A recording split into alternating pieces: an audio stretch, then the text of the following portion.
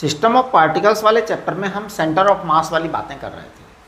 देखिए centre of मास में हम काफ़ी सारी बातें कर चुके थे, तो मैं कुछ बातें और कर लूँ। जैसे हमने सेमी सर्कुलर रिंग का सेंटर ऑफ मास जो है डेराइव कर दिया था, सेमी सर्कुलर डिस्क का सेंटर ऑफ मास डेराइव कर दिया था। अब हम बात करते हैं hemi spherical shell. Hemi spherical shell यानी खोखला गोला। तो देखिए हेमी स्फेरिकल सेल का सेंटर ऑफ मास डिस्कस करेंगे हम।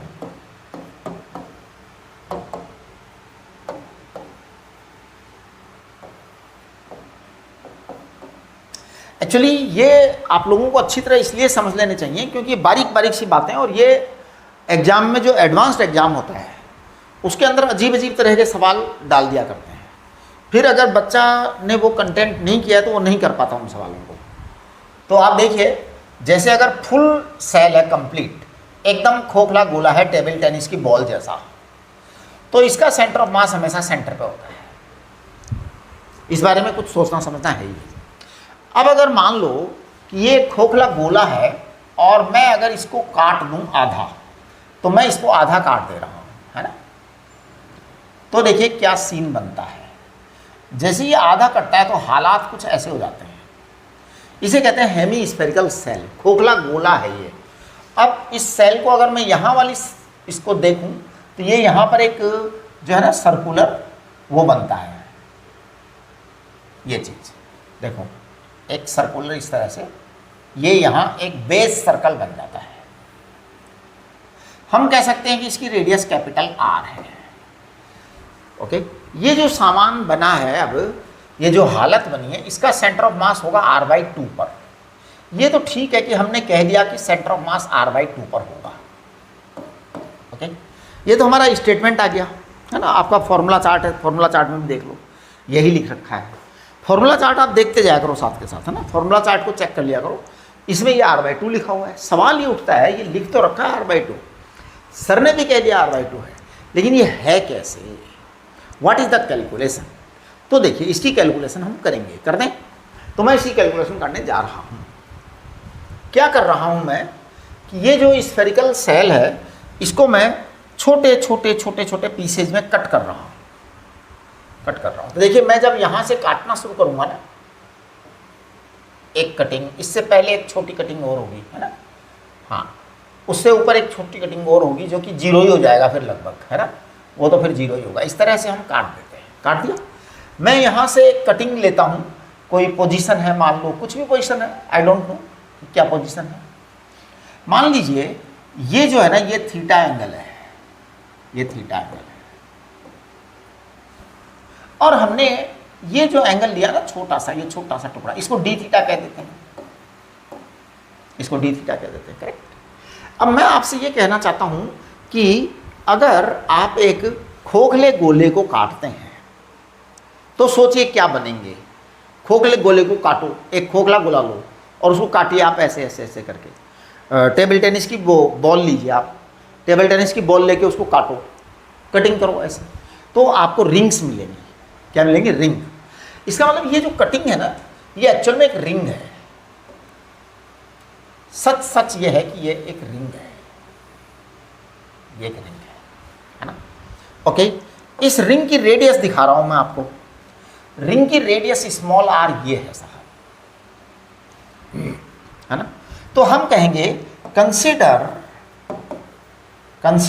अ स्मॉल रिंग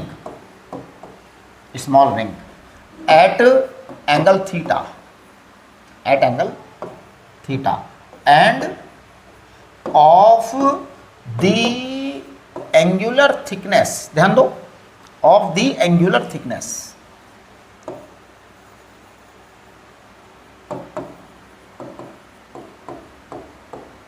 डी थीटा। तो consider a small ring at angle theta and of the angular thickness d theta. ये एंगुलर थिकनेस डी थीटा है। अब इसका हमें वो चाहिए एरिया। ओके, तो देखिए एंगुलर थिकनेस डी थीटा है, so that the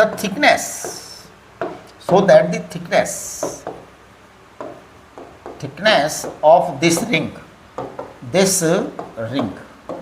is what, बताइए, इसकी रिंग की थिकनेस आएगी R D theta, R D theta, क्योंकि ये थीटा है तो आर्क अपॉन रेडियस थीटा होता है ना, ये आर्क हो गया तो आर्क आएगा आर डी थीटा।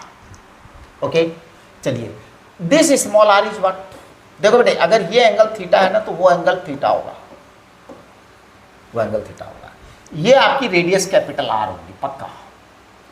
तो मैं कहूँगा small R upon capital R बराबर कॉस थीटा, इसका मतलब स्मॉल आर आ गया है आपका capital R cos theta, correct, small R आपका कैपिटल आर कॉस थीटा आ गया है। अच्छा जी, ओके, ये कहता हूँ मैं वाई, इस सेंटर को यहाँ से मैं ज्वाइन कर रहा हूँ, ये वाली चीज़, this thing, this thing, this thing, इसको मैं वाई कह देता हूँ, है ना। तो बेटा मैं कहूँगा कि Y upon R, Y upon R equal to sine theta, इसका मतलब आपके पास में वाई आ गया है R sine theta, correct, okay. ये जो है इसको मैं एक्स एक्सिस कह रहा हूँ और इसे मैं कह रहा हूँ 0 डिग्री एंगल, और मैं यहाँ तक काटता काटता आऊँगा और इसे मैं कहूँगा 90 डिग्री एंगल, ओके, करेक्ट। चलिए, अब ये जो आपकी स्मॉल रिंग बनी है, मैं इसका सरफेस एरिया कैलकुलेट करना चाह रहा हूँ। तो देखो जी, surface area of small ring, surface area of small ring, तो surface area of small ring क्या आएगा जी, surface area of small ring आएगा 2 pi r into thickness into d t, जो भी थिकनेस है ना, छोटी सी थिकनेस, तो मैंने बता दिया आपको छोटी सी थिकनेस कितनी है, 2 पाई आर इंटू छोटी थिकनेस जो है ना आपकी, वो ये है r D theta, capital R D theta आपकी थिकनेस है, थिकनेस है। इसे हम कहेंगे स्मॉल एरिया डी ए, तो d a is small area, और हमने इसको कह दिया है 2 pi small r, small r को आपने कह दिया कैपिटल आर कॉस थीटा, तो small are is capital R cos theta, ठीक है। फिर हम कह देंगे इसको capital R D theta, capital R D theta, correct. तो हम अब इसको कहना चाह रहे हैं 2 pi capital R square cos theta d theta, ये आ गया आपके पास। और जब अपने पास में ये चीज़ आ गई है तो इसका मतलब ये स्मॉल एरिया आ गया है। अब देखो, अब हमें इसका मास चाहिए, DM, DM is what, small mass of small ring,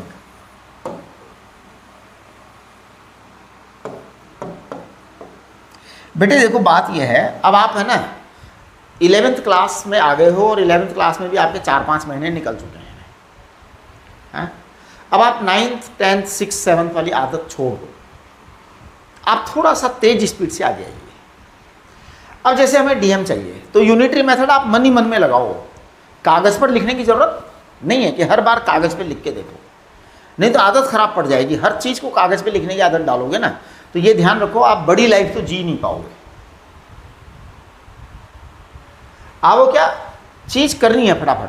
तो देखिए मान लो इस पूरे के पूरे स्फीयर का मास कैपिटल एम है, तो capital M is the total mass of hemisphere, है ना, total mass of hemisphere, ध्यान दो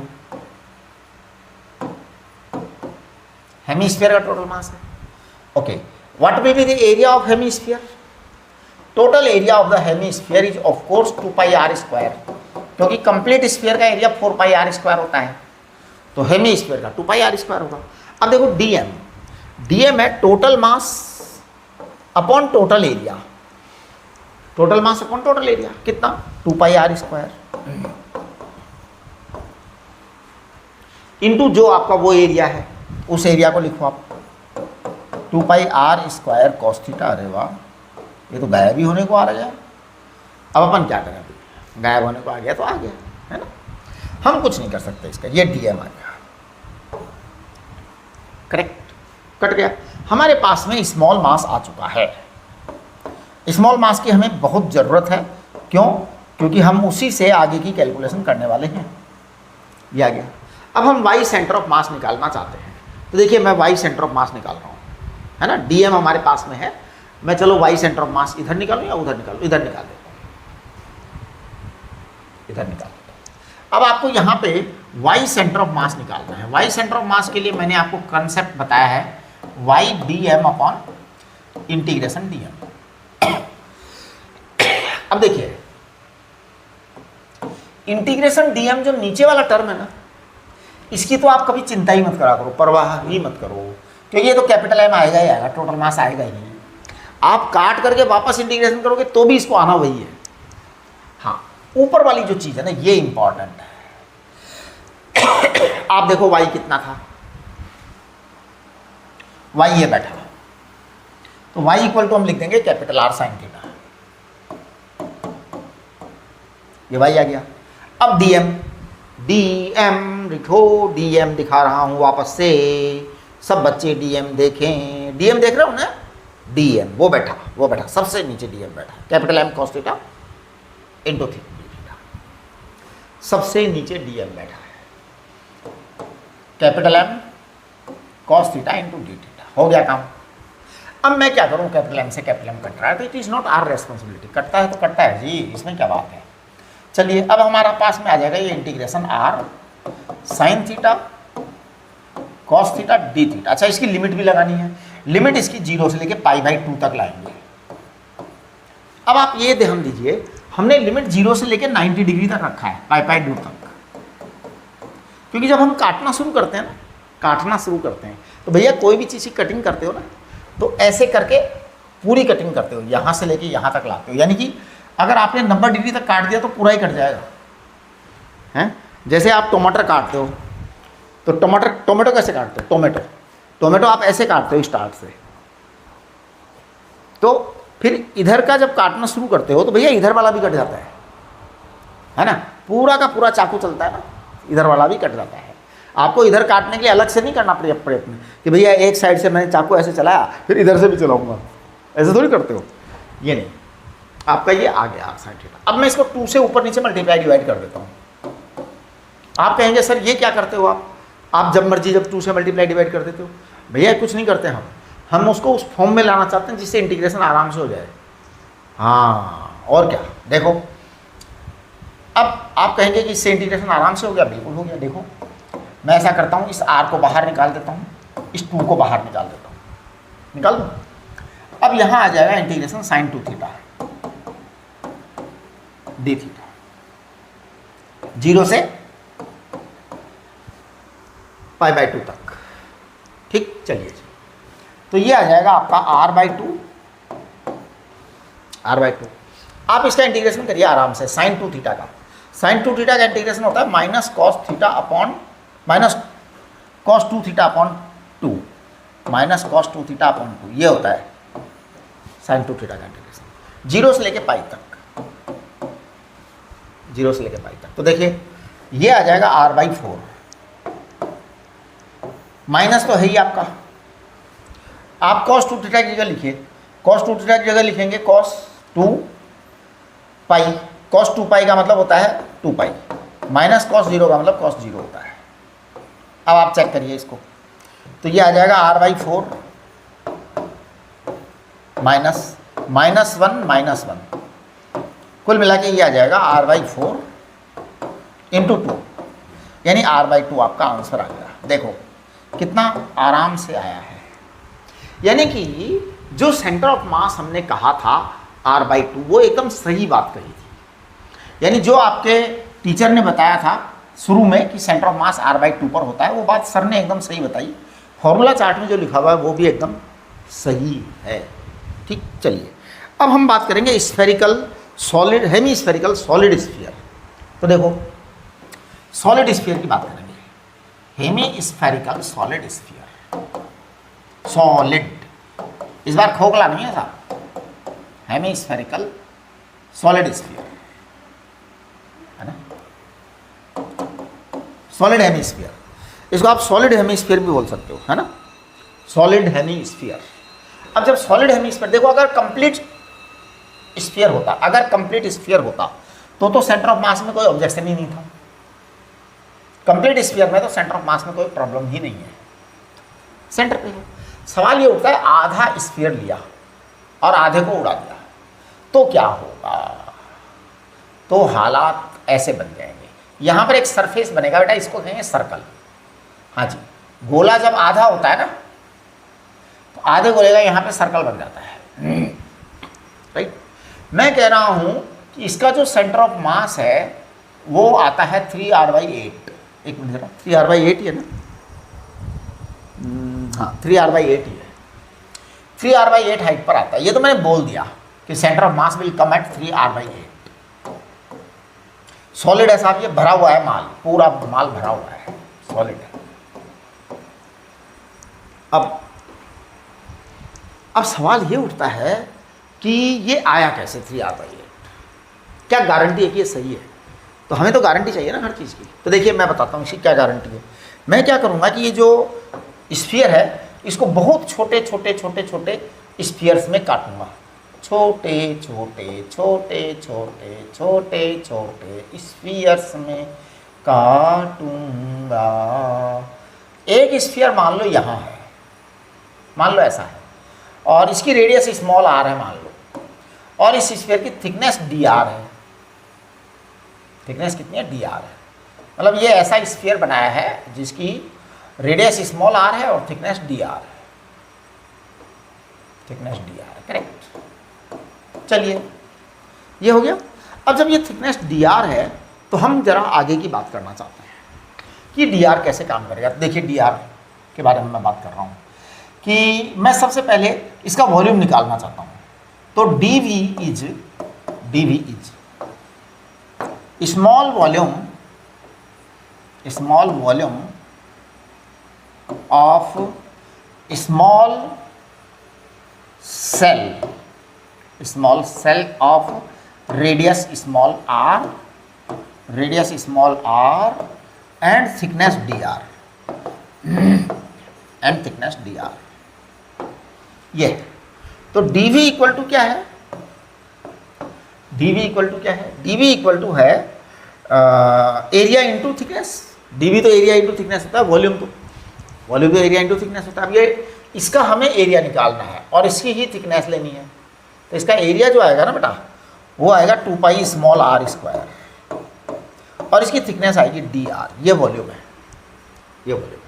अब हमें इसका मास चाहिए, इसका क्या चाहिए? dm चाहिए। तो dm आएगा पूरा मास अपॉन पूरा वॉल्यूम इंटू dv। ये यूनिटरी मेथड है कि पूरे का मास डिवाइडेड बाय टोटल का वॉल्यूम इंटू dv। तो आप देखो dm बराबर पूरे का मास कैपिटल V इसका पूरे का वॉल्यूम। कितना वॉल्यूम होता है जी? 2/3πr³ होता है। ध्यान दो 4/3πr³। ये पूरे स्फीयर का वॉल्यूम होता है, आधे का 2/3πr³।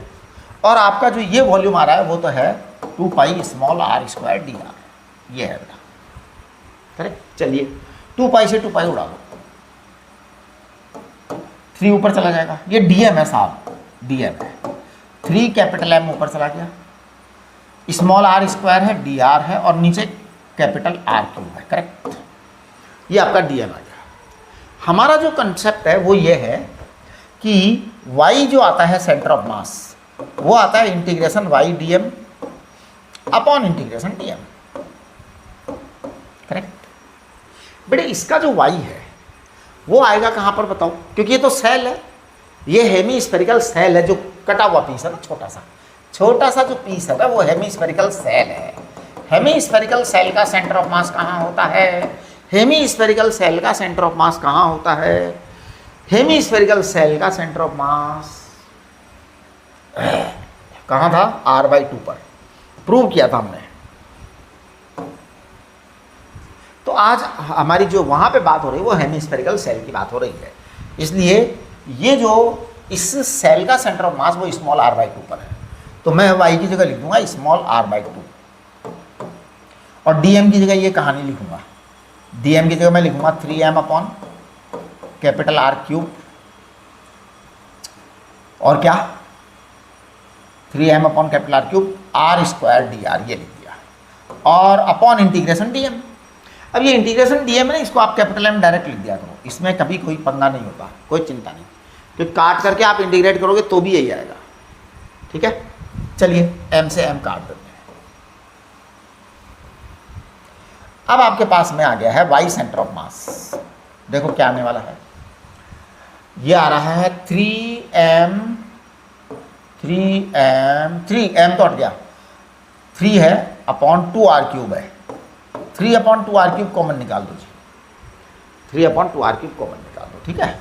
और अंदर इंटीग्रेशन में रह जाएगा r³ 3dr और लिमिट रह जाएगी 0 से लेके कैपिटल R तक। हाँ जी, रेडियस सबसे छोटी वाली 0 है और सबसे बड़ी वाली कैपिटल R है। 0 से स्टार्ट करके कैपिटल R तक आ जाइए।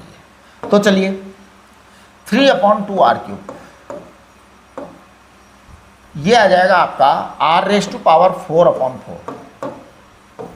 आप जब इसकी कैलकुलेशन करेंगे तो 3r/8 आ जाएगा। तो देखो कितना आराम से सेंटर ऑफ मास आ गया है, right. This is the centre of mass of the solid sphere, solid sphere. चलिए देखो, अब सेंटर ऑफ मास मैं कोन का निकाल रहा हूँ, यहाँ पे इन्होंने कोन का कह रखा है, ठीक। ये सब आपके कोर्स में हैं और फंडामेंटली क्या है कि इनका एप्लीकेशन होता है डायरेक्ट क्वेश्चंस के अंदर। और कभी कभी क्या करते हैं कि ये जो पेपर सेटर हैं, मेन वाले भी और एडवांस वाले भी, ये कुछ ऐसी चीज़ डाल देते हैं, अजीब तरह की बॉडी बना देंगे, कुछ अलग अलग तरह की बॉडी बना देंगे, फिर उसका निकलवाएंगे सेंटर ऑफ मास, अलग तरह के उसके पैरामीटर्स दे देंगे, कुछ वेरिएबिलिटी दे देंगे, फिर निकालो। अब कैसे निकालोगे, तो वो बात करते हैं। देखिए centre of mass of cone, solid कोन लेते हैं हम, सॉलिड कोन। चलिए जी, देखिए मैं सॉलिड कोन का निकाल रहा हूँ। सॉलिड कोन सॉफ्टी, आप लोग आइसक्रीम खाते हो ना सॉफ्टी वाली, वो आइसक्रीम, वो कोन है, वो कोन है। तो देखिए मैं एक कोन बना रहा हूँ, इसका बेस जो है वो सर्कुलर होता है कोन का।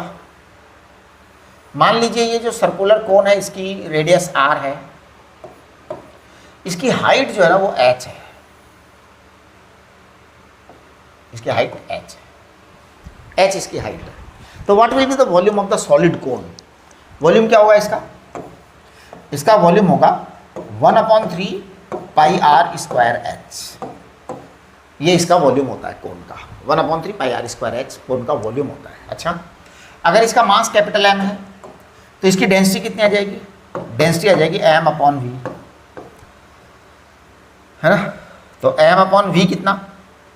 m/v कितना? 1/3 πr²h, ये आपकी डेंसिटी आ गई। ओके, चलिए अब मैं इस कोन का सेंटर ऑफ मास चाहिए मुझे, तो कोन का सेंटर ऑफ मास चाहिए। तो कोन का सेंटर ऑफ मास जो है ना 3h/4 होता है, 3h/4 होता है। 3h/4 जो कोन का सेंटर ऑफ मास होता है ना, इसका मतलब ये यहाँ से नहीं, ये वहाँ से होगा 3h/4, यहाँ से तो h/4 होगा ज़मीन से। तो ज़मीन से लोगे तो h/4 हाइट आएगी सेंटर ऑफ मास की, वहाँ से मेजर करोगे तो 3h/4 आएगी, टोटल करोगे तो h है ना। तो वर्टेक्स से जो है ना 3h/4 आएगा। ये आपके फॉर्मूला चार्ट में क्या लिखा हुआ? फॉर्मूला चार्ट में गलत लिखा हुआ है, आप इसको बेस से h/4 कर लीजिए, वर्टेक्स से 3h/4, है ना। हाँ, तो देखिए सेंटर ऑफ मास जो है ना सॉलिड कोन का, फ्रॉम बेस ये 3h/4 आएगा और फ्रॉम वर्टेक्स ये h/4 आएगा। पता नहीं ये ऐसे क्यों लिख दिया गया है फॉर्मूला चार्ट में।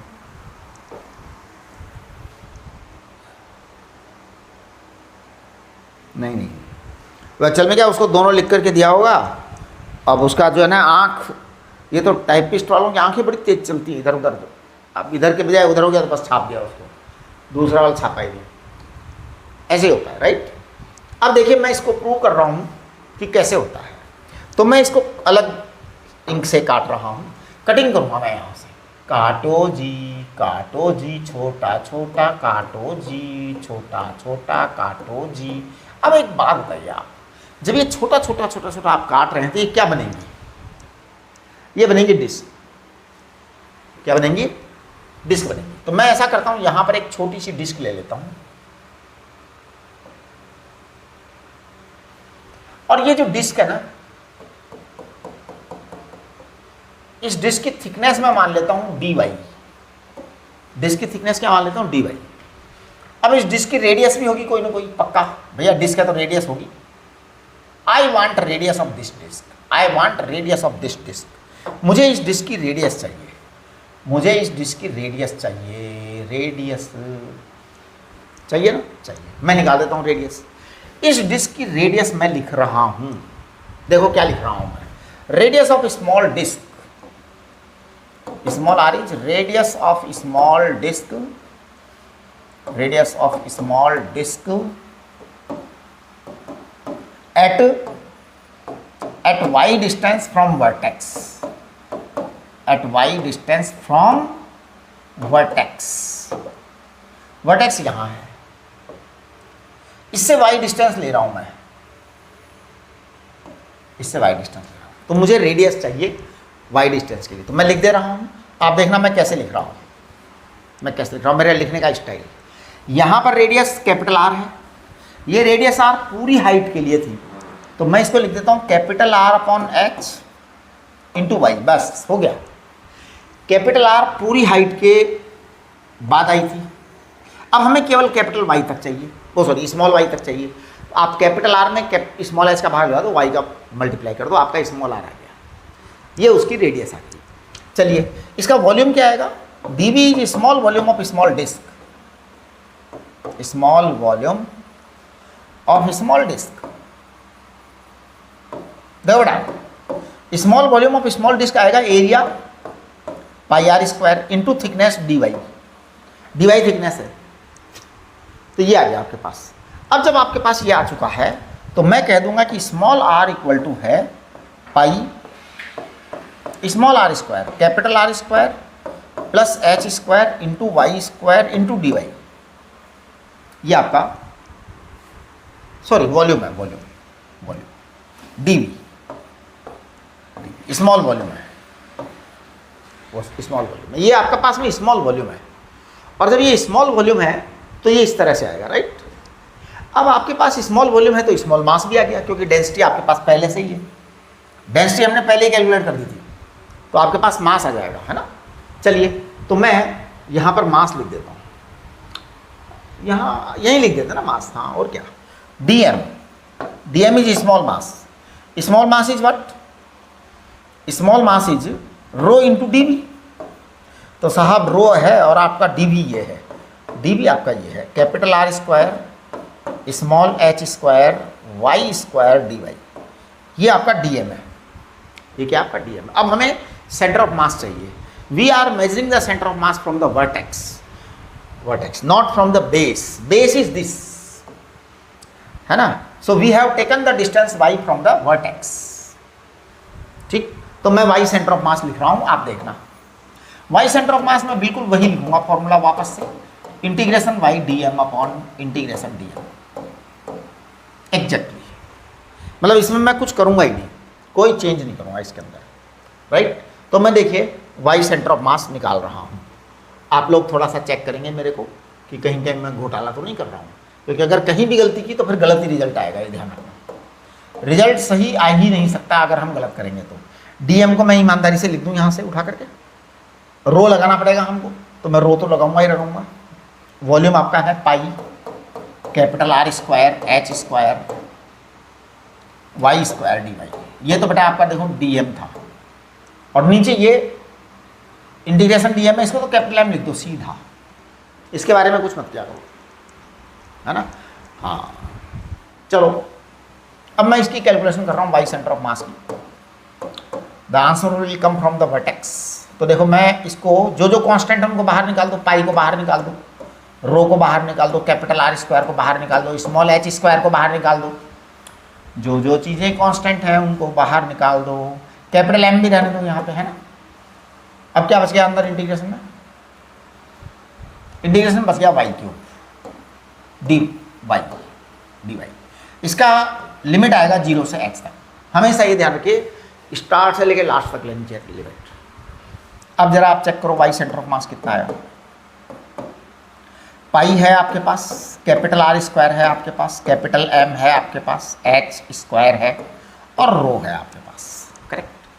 अब y क्यूब का आप जब इसमें निकालेंगे तो ये आपका y की पावर 4/4 आएगा, तो आप इसको h की पावर 4/4 लिख देंगे, रिजल्ट y क्यूब का y की पावर 4/4 आएगा इंटीग्रेशन, आप h की पावर 4/4 लिख देंगे। और अब आप रो की वैल्यू लिखो यहाँ पर। तो वाई सेंटर ऑफ मास आपके पास आ गया है। मैं pi capital R square capital M लिख दिया है। ये बड़ा h स्क्वायर वो h की पावर 4 है, तो मैं ऐसा करता हूँ, ऊपर वाला h स्क्वायर लिख देता हूँ और नीचे वाला 4 लिख देता हूँ, राइट। ओके, अब मुझे रो लिखना है। आई वॉन्ट टू राइट रो। रो आपका यहाँ पर है, रो मिल डेंसिटी। डेंसिटी कहाँ गया, ये रखा, कैपिटल M अपॉन दिस, है ना। तो मैं डेंसिटी लिख रहा हूँ। डेंसिटी को मैं लिख रहा हूँ capital M upon volume, that is 1/3 pi R square H। ये था। चलिए कैलकुलेशन करिए। M से M हटाइए, पाई से पाई हटाइए, R स्क्वायर से R स्क्वायर हटाइए, एक H से एक H की नमस्ते हो जाएगी। आपके पास वाई सेंटर ऑफ मास आएगा 3h/4। ये आपके पास वाई सेंटर ऑफ मास आ गया, करेक्ट। तो this is your height required. कुल मिलाकर के हम सेंटर ऑफ मास निकाल सकते हैं किसी भी चीज़ का, किसी भी चीज़ का। एक भी ऐसी चीज़ नहीं जिसका सेंटर ऑफ मास हम न निकाल सकें।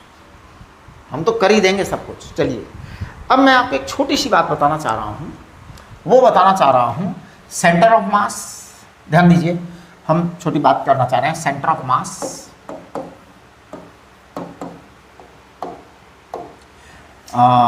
Velocity,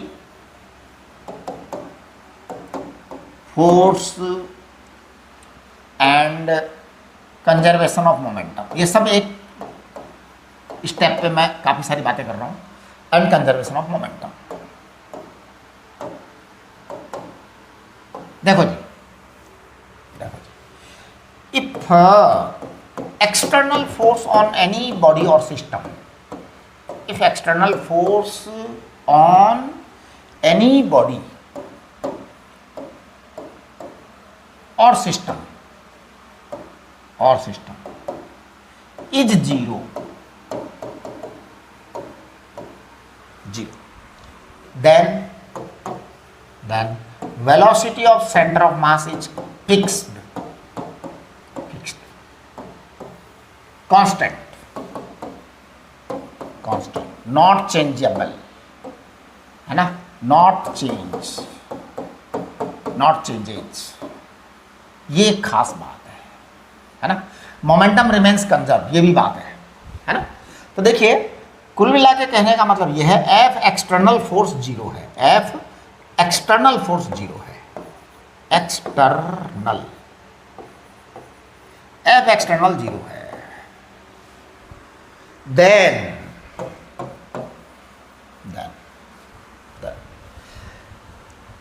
we centre of mass constant रहेगा, कांस्टेंट रहेगा। ध्यान दो, ध्यान दो। इफ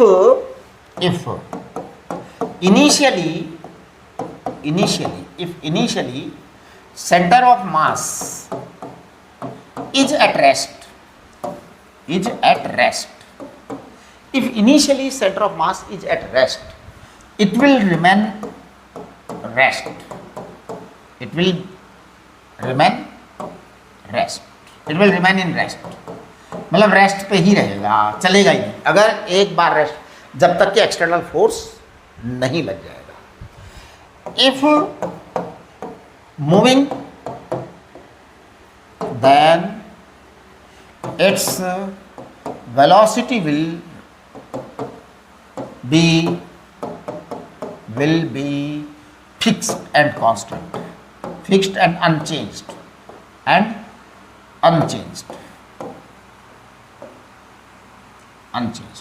है ना।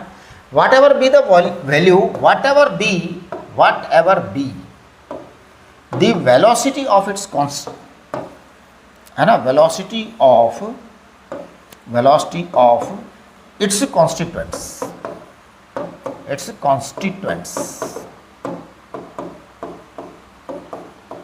इसके जो कॉन्स्टिट्यूएंट्स है ना, उनकी वेलोसिटी कुछ भी हो, उससे कोई लेना देना नहीं है, यानी कि वो चेंज होगा ही नहीं।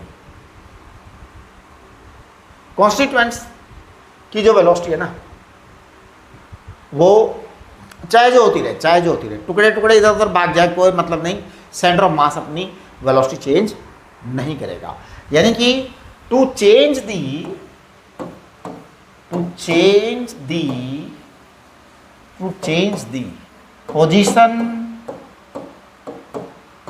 पोजीशन और velocity,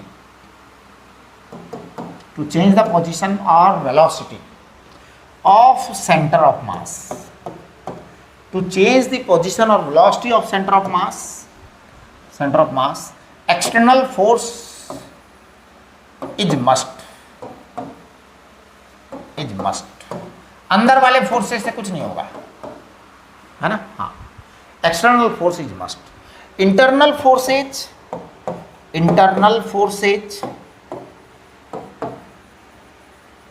cannot change, internal forces cannot change position or speed or velocity,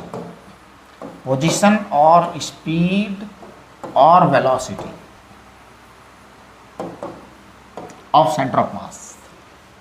ये बहुत ही इंपॉर्टेंट बात है, हम इसके ऊपर काफ़ी सारे क्वेश्चंस करेंगे। फिलहाल आप इसके नोट्स बनाइए इमीडिएट और कंप्लीट करिए इसको, ठीक है। नमस्ते। और अब हम जो अगला लेक्चर आएगा ना, उसमें ये देखो आपका फॉर्मूला चार्ट है, उसके डू योर सेल्फ के क्वेश्चन है, क्वेश्चन नंबर 1 से लेकर 8 तक, ये हम सारे सॉल्व करेंगे, ठीक है। ओके।